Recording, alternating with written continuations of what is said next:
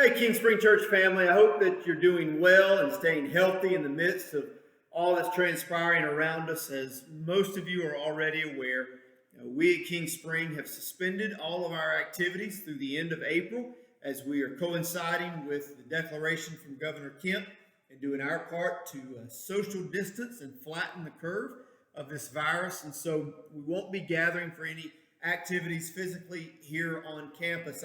I'm here on campus today doing a little studying and preparing for Sunday's message that will be live streamed to you over our YouTube channel, because of course the resurrection is definitely worth celebrating, and so we're going to do that come Sunday morning. But I'm here by myself. It's been a little bit odd, nobody coming in to chat. I'm here in the Welcome Center right now, and because it's just me, I'm working on this venture video-wise by myself. First time doing anything along these lines, so I'm sure the lighting's going to be bad and the audio is going to be horrible. I'm trying, bear with me, I'm trying to give you an opportunity to hear something other than trying to read what I am writing via all of the emails. But Ron's not here, Chad's not here, Charles is not here, so your quality is definitely going to be very different with what I am giving you in this little clip this evening. And as I've been here today working towards Sunday morning, it's been a little bit surreal for me, because as I've been thinking about the day and what I would normally be doing on this Good Friday, I would normally be preparing to lead us to participate in communion together.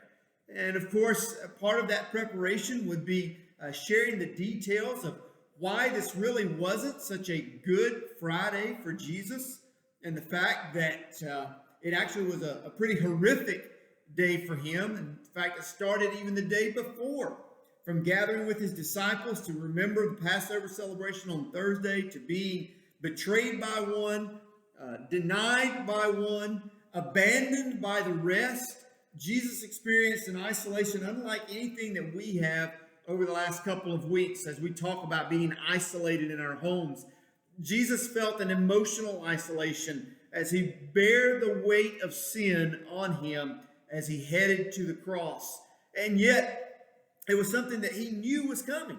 In fact, in the Passover meal there with his disciples that was commemorating the exodus from Egypt by the Israelites years ago, Jesus connected himself with that Passover lamb that was being used as the celebration meal that they were eating together, that was to remind them of the protection that the Hebrew people were given by that sacrificed lamb so many years before. Little did those disciples know just what was entailed and what Jesus was sharing with them. But they would soon see it with their own eyes as they would witness the pain and the agony of Jesus being that sacrificial lamb. Literally sacrificed and hung on a cross to die. The theological implications of that event are so deep. The ramifications extend so far. The imagery of that Passover celebration played out right before the eyes of those who were gathered there that day. Sin being covered by the shedding of blood. Those disciples walked away from that event, though, terrified. In fact, they found themselves in their own quarantine, so to speak, hiding as they realized they had associated with Jesus, and they were now fearful for their own lives. They were distraught because their leader, who they had literally given up everything to follow, is now gone. They weren't sure what life looked like for them in the coming days, weeks. Clearly, that Friday was anything but good. Of course, we know the rest of the story, as Paul Harvey would say. We know what was to come on that early Sunday morning as sin and death would be defeated by a resurrected Jesus. But those disciples who had been told of what was to occur were still dazed, they were still confused. In fact, they were walking through life like many of those around us today, loved ones, family members, co-workers, neighbors, very unsure of what to make of this thing called Christianity, what to make of this Jesus and this sacrifice and this resurrection. And so I want to encourage you to do a couple of things on this special weekend. Even though we can't be together with one another, I want to encourage you to not let that stop us as we celebrate this very special time in the life of believers. First, I want to encourage you to spend some time this evening reflecting on the events of that bad day. If you want a bird's eye view, you can go and read in Matthew chapter 26 and 27. You can read Mark chapters 14 and 15, or even over into Luke chapters 23 or 22 and 23. If you want a very detailed account, I'd encourage you to take a look at chapters 13 through 19 of John's Gospel. He gives a very thorough account of what took place over those couple of days. If you want to, you can even go back to Exodus chapters 11 and 12.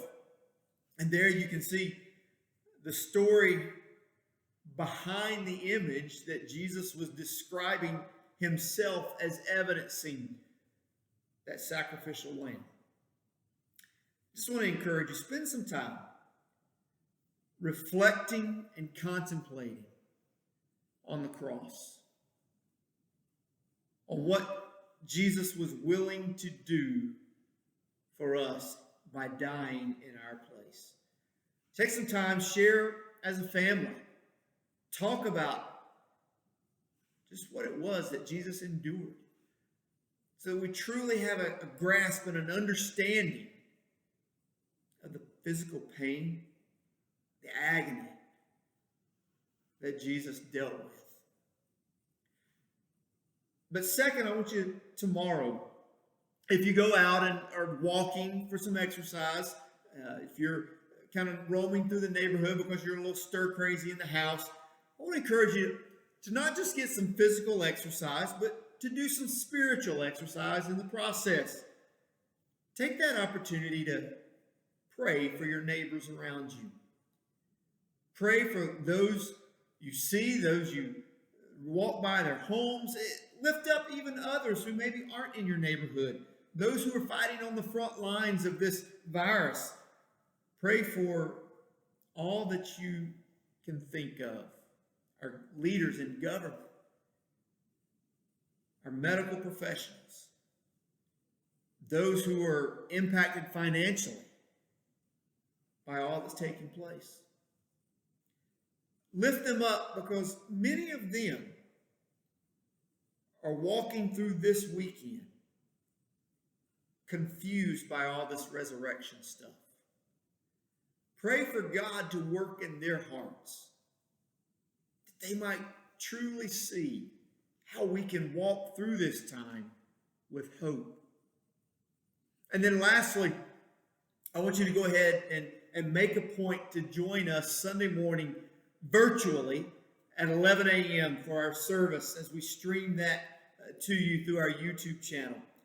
In fact, I want to encourage you, while that's taking place, take some pictures of your family as you're worshiping together. Post those on your social media accounts so that folks can know that even in the midst of this really weird time, we have cause to celebrate.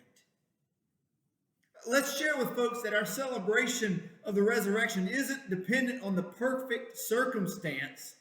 Our celebration of the resurrection is what makes any of our circumstances that which we can walk through with joy.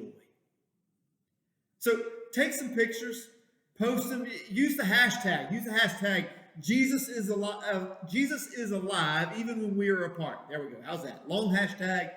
Jesus is alive even when we are apart. That'll be our official King Spring hashtag, so we can see one another's post and be able to feel that connection with one another. King Spring family, know that I'm praying for you in these days. Know that it does not go without saying that I love you. I'm grateful for our church family and for the opportunity to serve in these days with you, to partner with you. And I look forward to Sunday morning being with you, even though it may be different than we normally would be. I look forward to being with you as we celebrate the resurrection of Jesus, as we celebrate the fact that Jesus is alive. Can't wait to join with you then. I hope you plan to be there as we celebrate with one another. We'll see you then.